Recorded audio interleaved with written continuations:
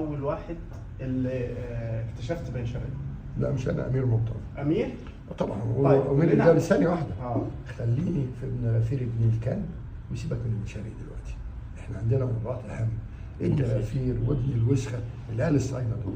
انما ابن شرقي ده والساسي او الواد طارق حامد ومحمود علاء والونش والواد اسمه ده اللي بيلعب في الناحيه الشمال ده. اقول لك سر، العيال دي كلها انا اللي جايبها، كلها بلا استثناء، وعواد كل ده انا جايبه اللي هم بيلعبوا دلوقتي.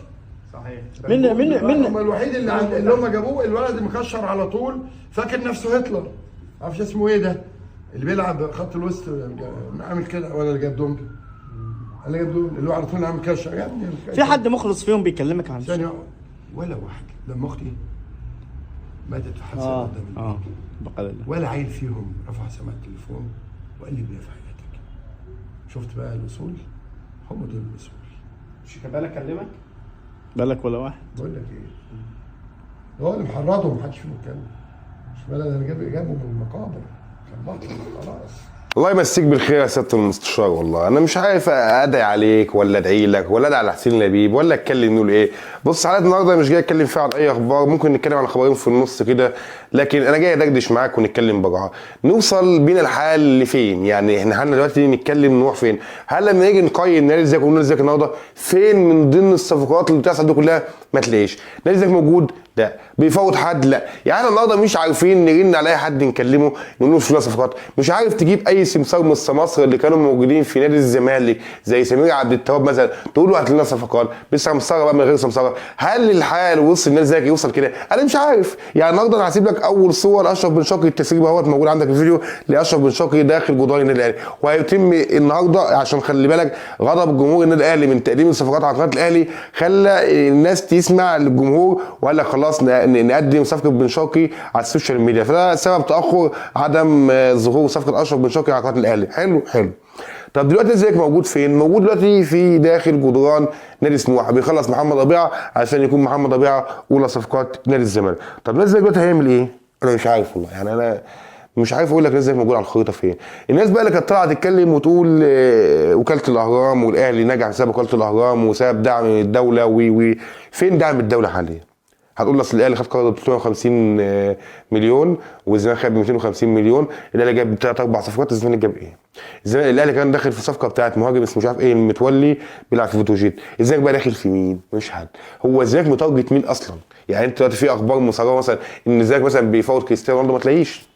مجلس اداره الزمالك عامل تكتم على الصفقات، تحس انه هيصحى الصبح يقول لك الو كابتن حسين لبيب مع جماهير نادي الزمالك، ايوه انا جبت لكم النهارده كل اللي بتحلموا بيه، فين؟ مش موجود. فانت النهارده هتعلق شماعه فشلك على مين؟ يعني النهارده الفشل كل الفشل جاي من مجلس اداره نادي الزمالك، فانت النهارده هتعلق شماعه الفشل على مين؟ ما انتش عارف. وعاوز اوصل لك فكره معينه. انا زمان كنا نيجي نطلعوا نتكلموا من ضمن اسباب الفشل فشل ادارات ودعم وكاله الاهرام والدوله المصريه عايزه الاهلي وجماهير النادي الاهلي بالملايين النهارده انت فين؟ هتيجي تتكلم اوصلك نقطه معينه. مثلا دلوقتي قناه الاهلي في احمد شوبير بيقدم برنامج قوي عن قناه النادي الاهلي، سيبك بقى ان الراجل بقى من ساعه ما ساب اون تايم سبورت النجم بتاعه قل وكلام من ده. طب مين المذيع بتاعك اللي موجود على قناه الزمالك تقدر عليه مذيع يدافع عن حقوق الزمالك؟ ما تلاقيش. مينا ماهر صباح الفل الدنيا نايمه معاه، تمام. خالد غندور بره بيقول حقيقه وشويه مش عارف ايه وشويه. خالد غندور قال برضه باركه من ساعه ما ساب قناه الزمالك. فانت النهارده لا عندك مذيع قوي على قناه الزمالك ولا عندك رئيس قوي لرئيس نادي الزمالك. في اخبار طالعه كمان ان الكابتن احمد سليمان هيقدم استقالته الفتره الجايه من مجلس اداره نادي الزمالك بعد ايه؟ بعد الفشل. يعني لما مرتضى منصور كان بيطلع ويتكلم ويشتم هاني العتال ويشتم احمد سليمان كان عنده حق. يعني الراجل ده كان فعلا بيحارب كل الجهات الزملكاويه اولهم اكتر من الاهلاويه. انا مش عارف هنوصل نحو فين.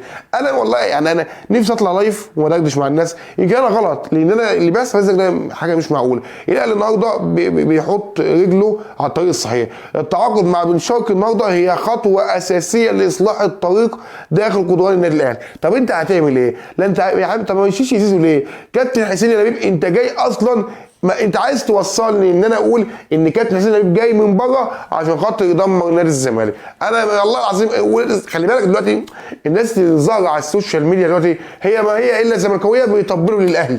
انا قلت لك قبل كده في اكتر من حلقه لما تيجي تتكلم قول الحق، ما تخافش من حد. بمعنى ايه؟ انت مثلا شايف، انا مثلا شايف مثلا امام عاشور بيقدم مستوى كويس مع الاهلي، بطلع اقول لك والله قوي زملكاوي امام عاشور بيقدم كوره كويسه مع الاهلي، عكس الناس على السوشيال ميديا الاهلاويه اللي هم بيطبلوا للصح والغلط.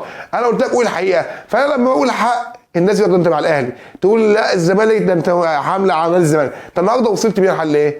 يعني انا من اكتر الناس اللي طلعت ودعمت مجلس اداره نادي الزمالك بياسر حسين لبيب، فين بقى؟ مش موجود. الاهلي بيحاول يعدل ورقه عشان خاطر ياكل الاخضر واليابس. الاهلي بصفقاته الجديده هياكل اخضر واليابس.